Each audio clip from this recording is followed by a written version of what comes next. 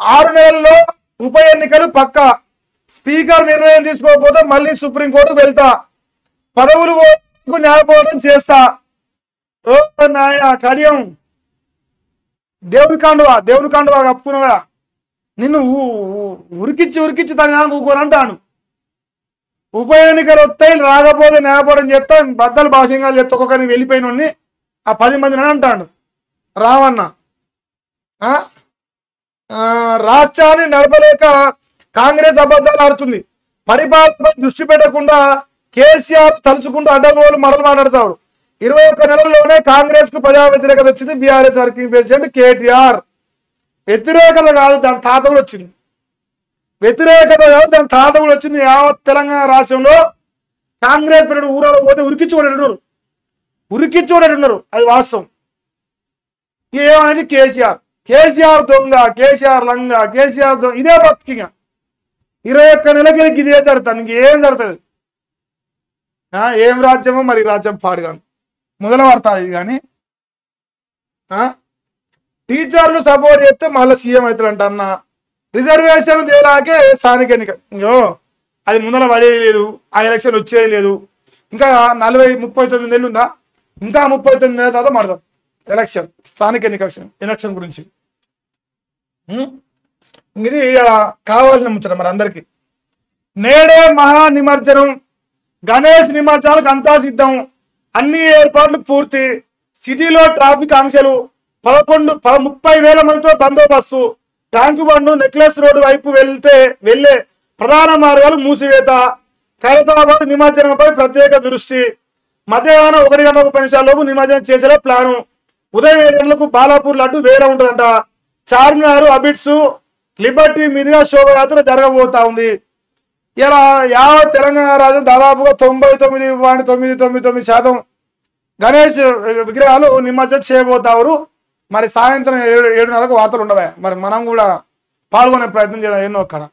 అయితే వాస్తవం ఏంటంటే 9 రోజులకే ఎత్తే ముద్దు ఉంటుందని నా ఫీలింగ్. ఎందుకంటే నవరాత్రులనే పేరున్నది, కానీ 11 అవుతాను. మరి ఇలా 7తో పూర్తి అయ్యే అవకాశం కనిపిస్తుంది. మరి ఆన్లైన్ 13 రోజులు కూడా ఉంచుతారా కొందరు అయితే. సో ఇలా గణేష్ నిమజ్జనాలు సంపూర్ణంగా జరిగే అవకాశం కనిపిస్తా ఉంది. సో అదే రకంగా ఖైరతాబాద్ బడా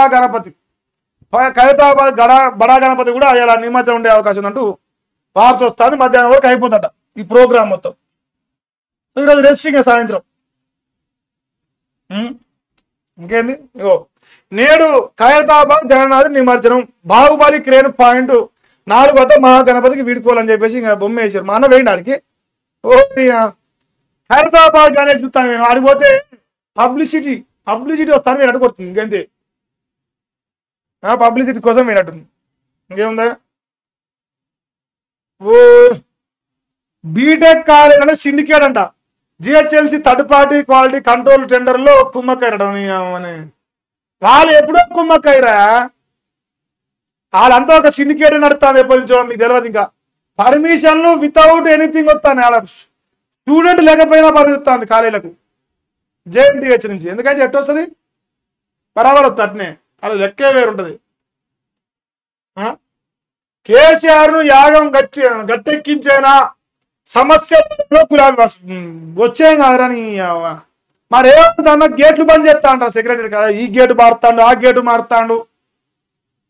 కేసీఆర్ అంటే యాగం చెప్తానంట. శరప్పాడుగా కేసీఆర్ జబర్దస్త్ బతకలేరా మీరు. ఒక్కసారన్నా ముసలాన్ని మీ గురించి పేరనే తినరా వారి, మీ పేర్లు అన్నా. అది మీ బతుకులేంది, ఆయన బతుకేంది, ఆయన కథ ఏంది, మీకు అది తీరా తెలిసిపోతాను కదా. ఎప్పుడు కేసీఆర్ అంతే. ఇంకేనా, కేసీఆర్ బీఆర్ఎస్ కు సుప్రీం, ఎవరి విషయంలో పార్టీదే నిర్ణయం అంట. కలిసి కట్టుగా బొమ్మ వేసారు. అదే హరీష్ అన్న నిన్న మాట్లాడింది వార్త పెట్టరైతే అంటే ఆ అంశం పైన మాట్లాడలేదా. కలిసి కట్టుగా పనిచేయడం, ప్రజలకు సేవ చేయడం, ఇదే కేసీఆర్ మాకు నేర్పించారు. కాంగ్రెస్ ప్రభుత్వంలో పెరిగిన అవినీతి, లండన్ లో పార్టీ ఎన్ఆర్ఐ నేతల ప్రెస్ ది మీట్ ప్రోగ్రామ్ లో మార్చినంత అక్కడనే ఉన్నావా. హరీష్ అన్న ఇండియాకు వచ్చి పెట్టినా అనుకున్నాను ఈ ప్రెస్ మీట్, అక్కడి నుంచే పెట్టిండ పాపం. కలిసిండు ఎన్ఆర్ఐ నేతలతో కలిసి, కానీ మరి మన మరదలు మన పైన ఏది పడుతుంది కామెంట్ చేసింది జర దానిపైన స్పందించాలని ప్రజలందరూ కోరుకుంటారు. ఇంకా లేకపోతే మీ ఇష్టం. రైతు వేదికల వద్ద యూరియా సేల్ కౌంటర్స్ అట పకడ్బందీగా పంపిణీ ప్రక్రియ చర్యలు. రాష్ట్రానికి ఏరిన 11,181 మెట్రిక్ టన్నుల యూరియా.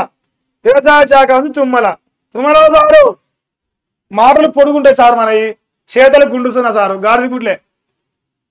పకడ్బందీగా యూరియా వంస్తావు నీ ముఖానికి, నీ ముఖం ఎట్టనే ఉంది. అది యూరియా లేక వస్తా అంటే యూరియా వంస్తా అన్నాడు నీ సకమైన వాడు.